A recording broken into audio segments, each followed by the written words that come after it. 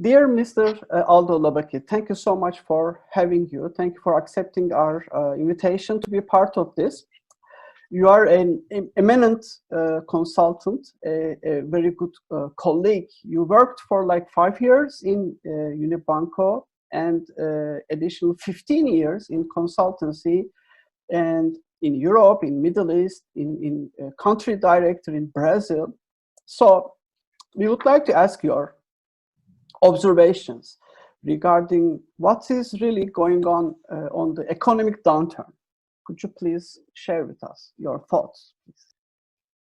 Yeah, so first of all, it's a pleasure to be part of this, having this opportunity of sharing my thoughts with you guys regarding what's going on.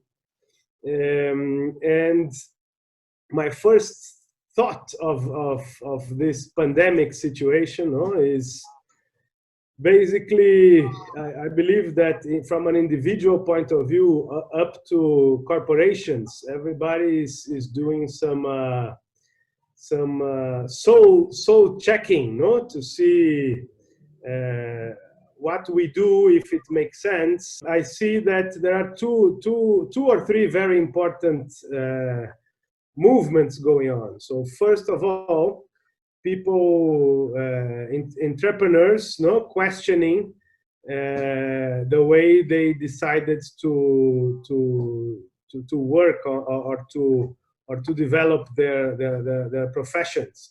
So a lot of opportunities that were in front of everybody before the pandemic situation clearly became a hurdle.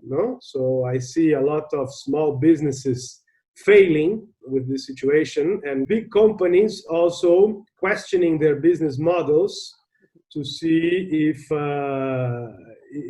everything that they were doing really makes sense, from a business point of view and from a value creation point of view. So I see, and the third part is the government. So what is the role of government, right? Is it to just coordinate the effort of private sector, or is it to actually be responsible for delivering some core services? So, Aldo, can I ask you something? How about the sustainability concept? I mean, we have been using it for a long time also in Turkey, but do the companies in Brazil measure their social impact, and do they really report sustainability at an emphasized level? How do they approach a sustainability concept? Yeah, so I think that's the heart of the discussion. We are seeing a lot of effort from the private sector, from big organizations that used to have some philanthropic effort, separated completely from the business, and just a chapter of their annual report that's talking about how they are giving it back to society after making millions of profits. They separate a small share of that profit to give back to society in the terms of philanthropy, right? So I believe that's the world pre-COVID. But after COVID, what we are seeing is big conglomerates, big corporate conglomerates, trying to rethink how their core business is set up and how their value chain is structured in a way to start generating impact, for society and for environment through their business. I think that's the most important change that we will see moving forward. That the realization from a private capital point of view, that if they don't have a direct contribution to the wealth and to the development of the world, the markets and the client base that they used to have will not endure for too long. So they need to rethink how they generate that profit and try to incorporate components of social inclusion and environmental progress in the way they do business. I think that's the critical critical learning from this process, no? Aldo, many industries are facing changes, the way that they do business, and consultancy certainly is one of them. How do you see near future way of doing business in consultancy? Yeah, so that's a very good question, and it touches my current challenges as a consultant. And in regular conditions, we would be there conducting workshops, no, and doing interviews and defining, mapping processes and so on. So we, in the middle of negotiations of this project, we were faced with a reality that all these traditional ways of doing consulting, they just got blocked. No, I can't conduct a workshop with the leadership team. So we are being pushed to identify innovative ways of delivering consulting engagements, right? Where we need to analyze information, where we need to extract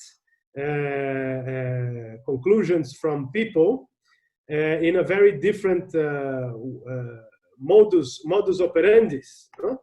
So I'm quite excited to embark on this new journey and see how we can reinvent ourselves as consultants. My answer is, my short answer is, I have no clue on how consulting will need to reinvent or what they will come up to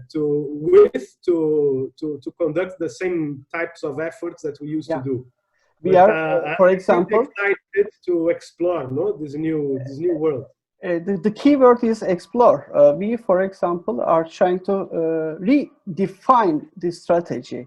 We will not be talking about 3-year, 5-year strategic plans anymore, but we certainly will need some kind of a plan, and we will be executing our works, and we will be delivering services of consultancy in the sense that we will find new formats, new ways, and we are on the verge of exploring and innovative ideas. We will be trying things, we will fail, and we will find up a better solution at the end of the day.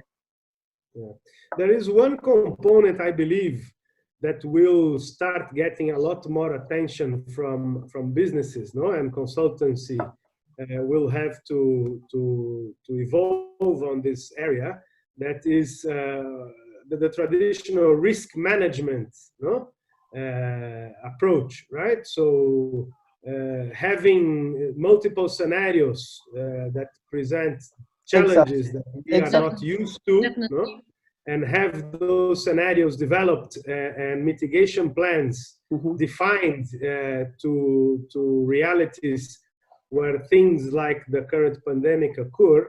Okay, it's very good to set a vision, no, and translate that 5 to 10 years vision in concrete numbers, right?